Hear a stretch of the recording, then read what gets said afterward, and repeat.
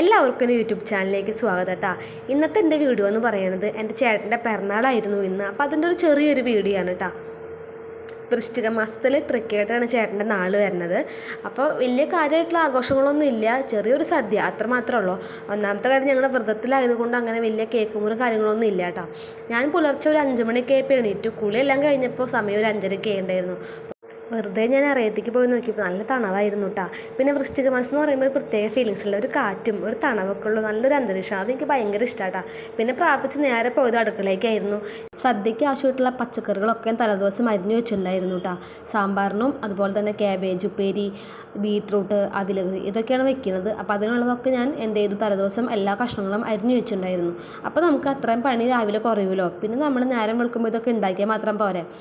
അമ്മ പിന്നെ സാമ്പാറും അവിലുമ്മയ്ക്ക് നോക്കിയിട്ടാ. ഞാനാണെങ്കിൽ ക്യാബേജ് ഉപ്പേരി ഉണ്ടാക്കാൻ നിന്നു. ചേട്ടന് ഏറ്റവും ഇഷ്ടമുള്ള പായസം എന്ന് പറയുന്നത് സേമിയ പായസമാണ്. ബാക്കി ഒരു പായസത്തിനോടും ചേട്ടൻ അങ്ങനെ ഒരു കൊതിയില്ല. സേമിയ പായസം ആൾക്ക് അധികം ഓവർ മധുരം ഇല്ലാണ്ട് നമുക്ക് കഴിക്കാൻ പറ്റുന്ന മധുരത്തിൽ വെച്ചെടുക്കുന്നത് ഭയങ്കര ഇഷ്ടമാണ് ആൾക്ക്. അതുകൊണ്ട് ഞങ്ങളുടെ അവിടെ എന്ത് വിശേഷം ഉണ്ടെങ്കിലും ഞങ്ങൾ വെക്കുന്നത് സേമിയ പായസമായിരിക്കും.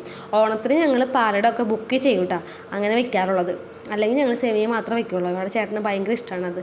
ആൾ മുൻകൂട്ടി പറഞ്ഞു വെക്കും പായസം സേമിയ മതിയെന്ന്. പായസം ഉണ്ടാക്കുന്ന വീഡിയോ ഞാൻ എടുത്തില്ല കേട്ടോ, കാരണം എനിക്ക് സമയം ഉണ്ടായിരുന്നില്ല. പിന്നെ ഇനി അമ്പലത്തിൽ പോകണം, അങ്ങനെ കുറച്ച് കാര്യങ്ങളൊക്കെ ഉണ്ടായിരുന്നു. അപ്പോൾ ഞാൻ പായസം ഉണ്ടാക്കിയതിന് ശേഷം ജസ്റ്റ് ഒന്ന് വീഡിയോ എടുത്ത് വെച്ചിട്ടുണ്ടായിരുന്നു കേട്ടോ. പിന്നെ ചേട്ടന് ഇഞ്ചിമുടി വേണമെന്ന് പറഞ്ഞപ്പോൾ അമ്മ എൻ്റെ ഇടയ്ക്ക് വേഗം ഇഞ്ചിമുടി ഉണ്ടാക്കാൻ നിന്നു. അതിനിടയ്ക്ക് ചേട്ടനെ എണീപ്പിക്കുന്ന പരിപാടി. ചേട്ടനാണെങ്കിൽ ഉറക്കെ വിളിക്കുന്ന ആൾക്ക് ഇഷ്ടമല്ല. ആൾക്ക് സമാധാനത്തിൽ ആൾ വിളിക്കാൻ പാടുള്ളൂ. നേരത്തെ വിളിക്കുന്ന ദിവസങ്ങളിൽ മാത്രമേ ആ പ്രശ്നമുള്ളൂ, അല്ലെങ്കിൽ നല്ല ചീത്തയായിരിക്കും ചേട്ടൻ്റെ കയ്യിൽ നിന്ന്. എനിക്ക് എന്തിനാ വെറുതെ കേൾക്കാൻ നിൽക്കണം മിണ്ടാണ്ടെന്നു. അങ്ങനെ ഞങ്ങൾ നേരെ പോയത് ശിവൻ്റെ അമ്പലത്തേക്കായിരുന്നു. വളപ്പായയിലൊരു ശിവൻ്റെ അമ്പലമുണ്ട്. നല്ല ഭംഗിയാണ് കേട്ടോ അമ്പലം കാണാനായിട്ട്, കാരണം ചുറ്റും മരങ്ങളും ഒരു പ്രത്യേക ഒരു ഫീലാണ് അമ്പലത്തിൽ. നിങ്ങൾക്ക് എൻ്റെ വീഡിയോ കാണുമ്പോൾ തന്നെ മനസ്സിലാവില്ല, അത്രയും ഭംഗിയാണ് അമ്പലം. നിറച്ച് മരങ്ങളും ഒരു ശാന്തത, ഒച്ചമഹളം ഒന്നുമില്ല. നമുക്ക് വടക്കുന്നാഥനിൽ പോയി തൊഴുന്ന ഒരു ഫീലിങ്സ് തന്നെയാണ് ഇവിടെയും കിട്ടാട്ടോ. അത്രയും വലിയൊരു അമ്പലമാണ് വളപ്പായ ശിവൻ്റെ അമ്പലം എന്ന് പറയുന്നത്. ഞങ്ങൾ എത്തിയ സമയം എന്ന് പറയുന്നത് നേതി സമയം ആയതുകൊണ്ട് ഉള്ളി കയറാൻ കുറച്ച് ലേറ്റ് ആയിട്ടാണ്. ഞങ്ങൾ അതിന് ശേഷം ചേട്ടൻ്റെ പേരിൽ പുഷ്പാഞ്ജലി ചെയ്യാണ്ടായിരുന്നു. അതൊക്കെ എഴുതി ഉള്ളി കയറി തൊഴുതി ഞങ്ങൾ പ്രസാദം വാങ്ങിച്ച് പോകുന്നു കേട്ടോ. തൊഴുതിറങ്ങിയപ്പോൾ അവിടെ ഒരു പ്രസാദം വെച്ചിട്ടുണ്ടായിരുന്നു കേട്ടോ. അവിലുണ്ടായിരുന്നു, അതുപോലെ തന്നെ പാലും നെയ്യും തേനും ഉണ്ടായിരുന്നു. അത് നമ്മൾ 3 കൂടി മിക്സ് ചെയ്തിട്ട് കഴിക്കണം.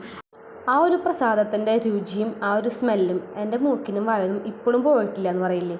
ഞാൻ ആദ്യമായിട്ടാണ് ശിവൻ്റെ അമ്പലത്തിൽ പോയിട്ട് ഇങ്ങനെ ഒരു പ്രസാദം കഴിക്കണം കേട്ടോ.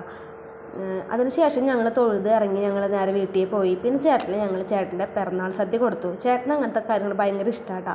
ആൾക്കങ്ങനെ കേക്ക് മുറിച്ച് ആഘോഷിക്കുക അതൊന്നും ഇല്ലെങ്കിലും ആൾക്ക് സദ്യ വേണം. അതുപോലെ ഇങ്ങനെ വിളക്കൊക്കെ കത്തിച്ച് സദ്യയൊക്കെ കൊടുക്കുന്നതൊക്കെ ഭയങ്കര ഇഷ്ടമുള്ള കാര്യമാട്ടോ. ഇന്നത്തെ വീഡിയോ ഇത്രേ ഉള്ളൂ. ഇഷ്ടപ്പെട്ടെങ്കിൽ ചാനൽ സബ്സ്ക്രൈബ് ചെയ്യാൻ, ലൈക്ക് ചെയ്യാൻ മറക്കണ്ട.